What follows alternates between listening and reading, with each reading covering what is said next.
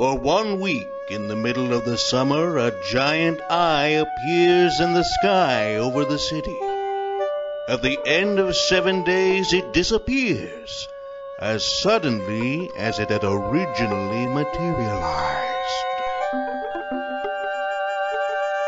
The Eye in the Sky Project. Episode 1.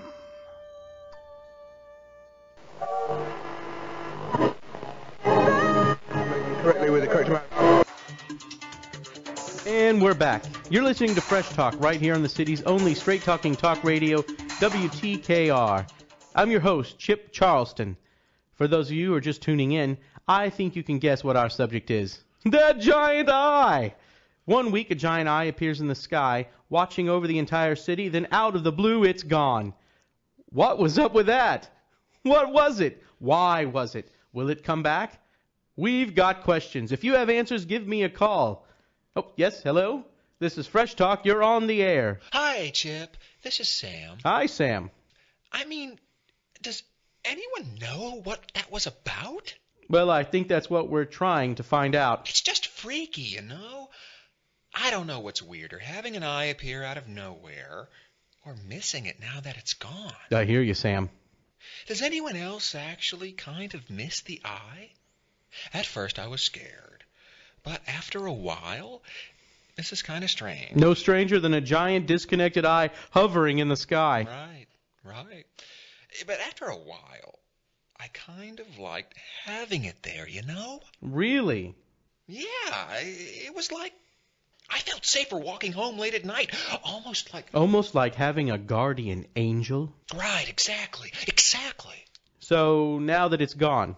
I don't know. I feel a bit anxious, you know? On edge. So, wow, Sam. Sounds like you actually liked having the eye around. I guess so, yeah. Well, listeners, our subject, giant eyes in the sky, comforting or unnerving? Give us a call and let us know what you think. Sam, I think if the eye doesn't come back, you may want to carry around a can of pepper spray, just in case. Either that or get home at a more reasonable hour. Thanks for calling, Sam. We've got to take another call. Hello, you're on the air. Oh, hey, Chip. This is Brett. Hey, Brett, how's it going? Oh, I've been better. Why is that, Brett? Listen, I'm really mad about this eye. My girlfriend stopped being in the mood ever since the eye appeared, and she thinks we're being watched. Uh-oh. And I can't get her to do... Well, it just sucks. No matter how much I try to convince her the eye's not there anymore, and it probably wasn't watching us, no dice. Well, that's too bad, Brett. Although, if I may play devil's advocate, I can understand her apprehension. It was a very difficult week for all of us. I mean, once you think you're being watched all the time, it's really hard to relax. Yeah, it's getting ridiculous. I hear you, man. That's too bad. Have you tried shutting the curtains? Of course, that's the first thing I did, but she still doesn't feel comfortable. Bummer, man. I mean, fine, a giant eye appeared over the city for a week. It's weird, but this sort of stuff happens, you know? Get over it! Right. Have you tried talking with her about this in depth? I know we guys aren't wild about sharing our feelings, but if you... Hey, Chip, at this point, I'll try anything. Well, give that a try and see where it goes. Okay, Chip. Thanks. Hang in there, Brett. We're rooting for you. Callers, have you been having the same problem with loved ones as Brett here? Or has the idea of a giant eye watching you spruce things up in the sack? Give us a call and let us hear about it. Oh, hello, this is Fresh Talk. You're on the air. It's awful. Just awful. I can't sleep at night. I think it's still there. Uh-huh. It's always been there, but it just let its presence be known last week. You think? Oh, absolutely, Chip. I mean, I've always known that the eye has been watching over us all along, but now that it's been proven, I can't shake the feeling that we're all going to be in trouble. Why is that? I mean, let's face it here, the eye didn't actually do anything other than watch us. Oh, just you wait, Chip. We're going to find out.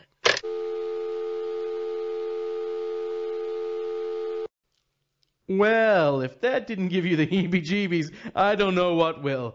Has the eye always been there? Give us a call and tell us the answer. Hello, you're on Fresh Talk.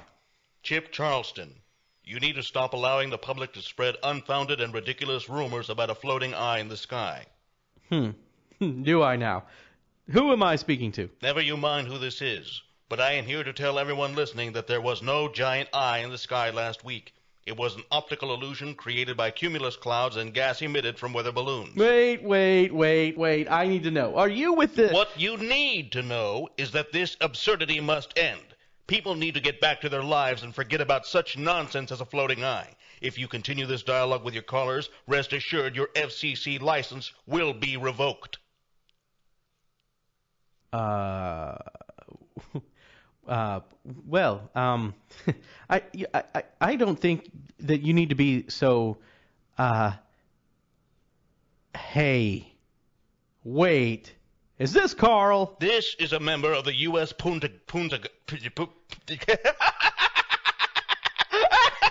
Oh, crap, man. I knew it, Carl.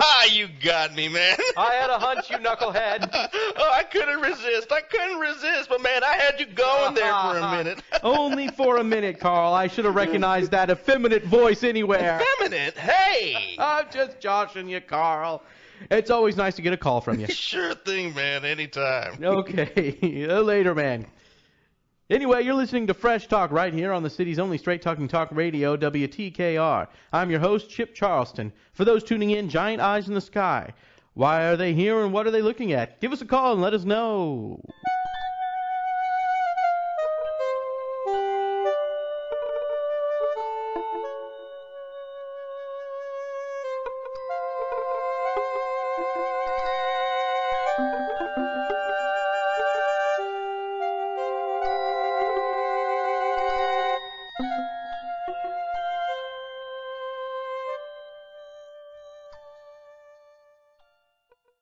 My son bought an ant farm from that Sky Mall, the one on the airplane.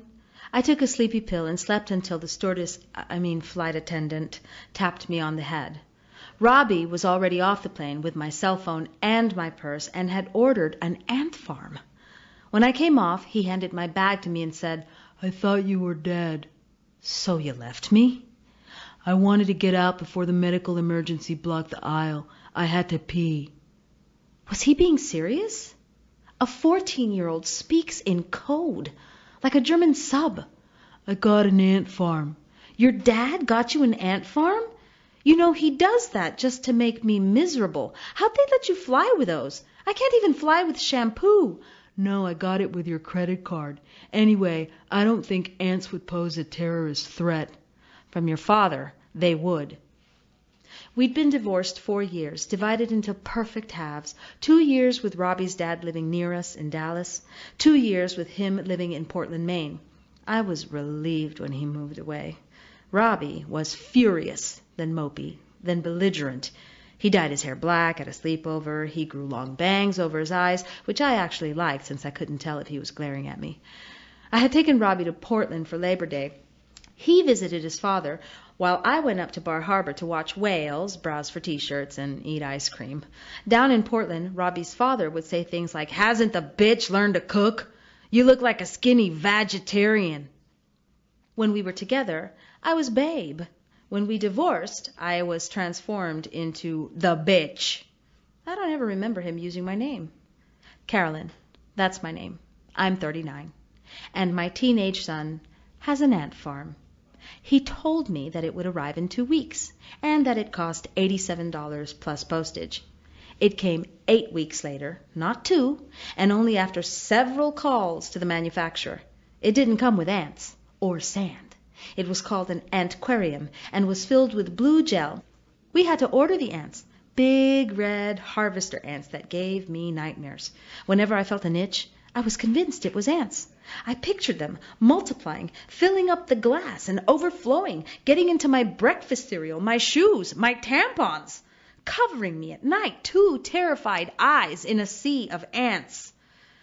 We put them into the gel on Christmas Day. They were supposed to burrow and eat.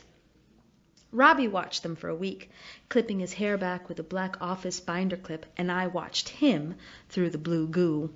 His eyes were excited, like when he was 8 and his father built him a go-kart from a kit and he didn't know that we slept in separate beds. "Mom, they're not tunneling. They're just sitting there on top.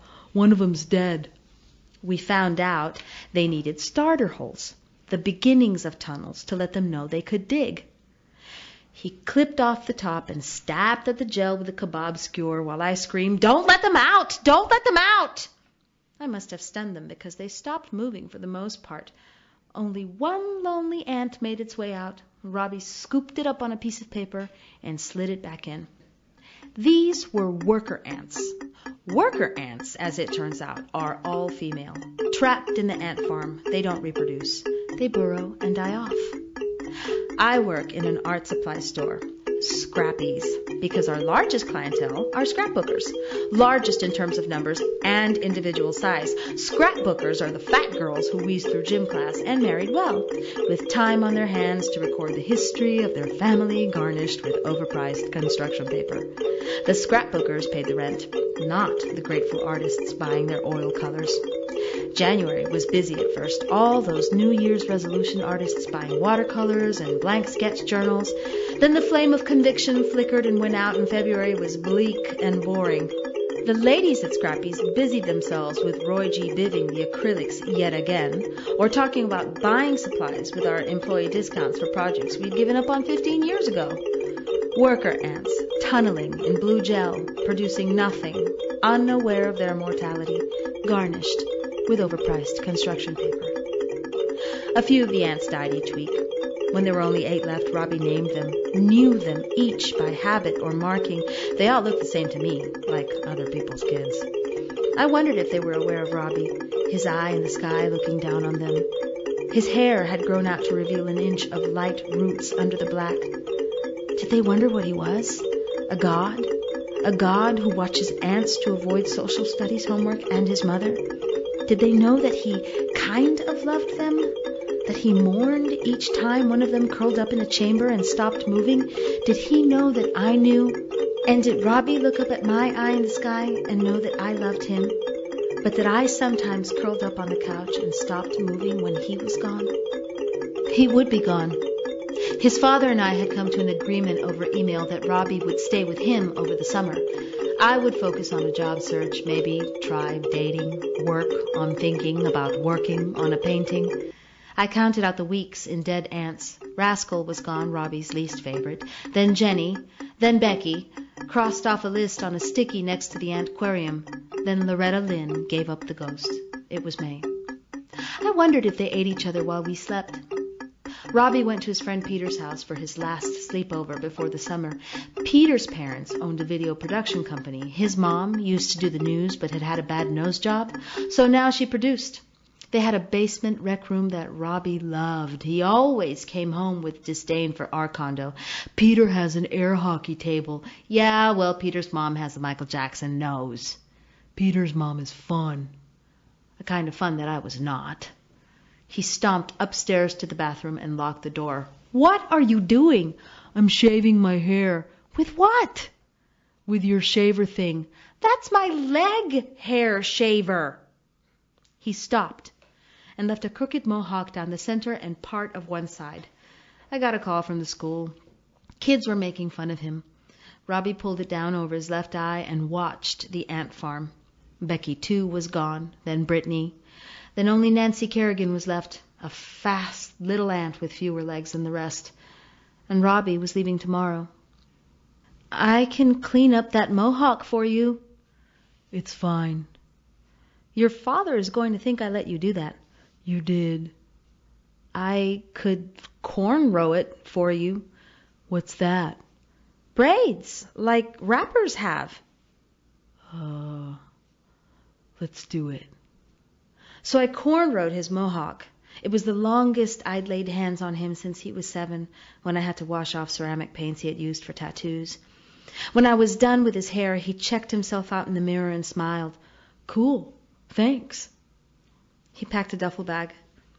The next morning I made him waffles and drove him to the airport. Did you say goodbye to Nancy Kerrigan? You know, she won't be here when you get back. She's an ant. He turned on the radio and pulled down the sun visor to look at his hair. I checked him in and took him to security. I stared at people's shoes so that I wouldn't think about him leaving. Remember, you'll have to take your shoes off. They'll regret it. My feet stink. Oh, keep them nice and stinky for your dad. He suffered through a hug and started off. I watched him for a few moments, winding through the empty rope's course of a line until he got to the crowd. He turned and saw that I was there, waved, and turned away.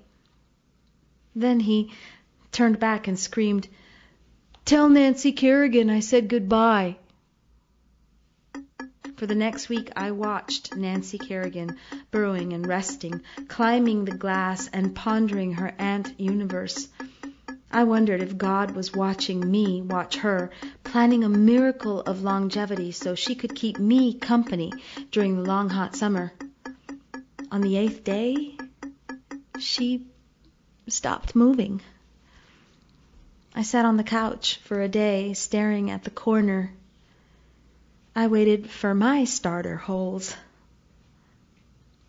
The next day, I employee discounted a canvas at work.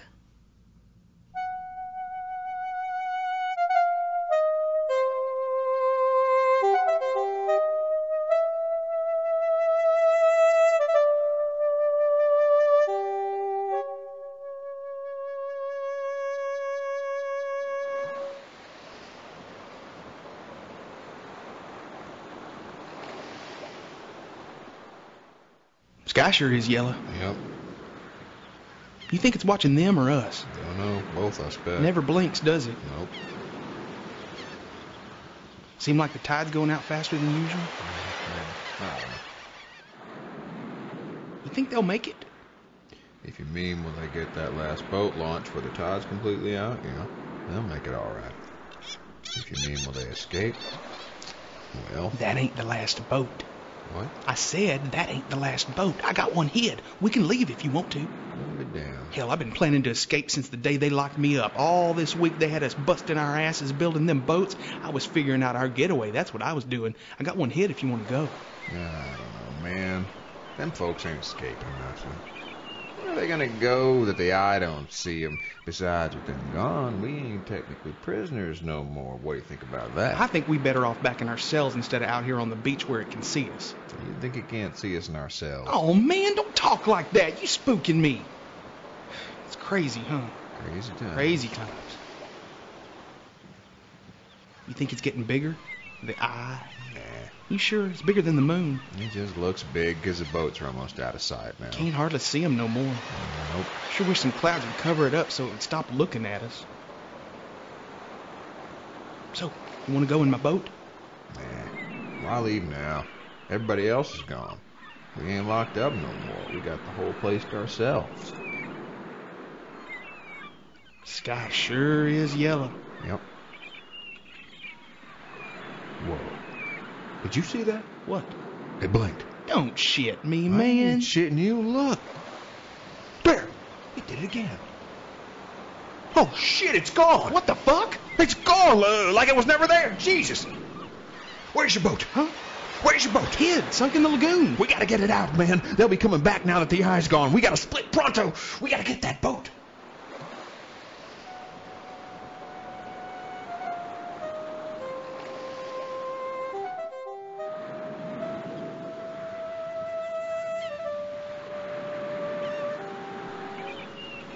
The Eye in the Sky Project, a production of Audacity Theater Lab. Episode 1, written by James Comtois, Andy Eninger, and Chris Humphrey. Directed by Brad McEntire. Performed by John Flores, Brad McEntire, Scott Milligan, Jeffrey Schmidt, and Christy Vela. Audio recording by John Flores.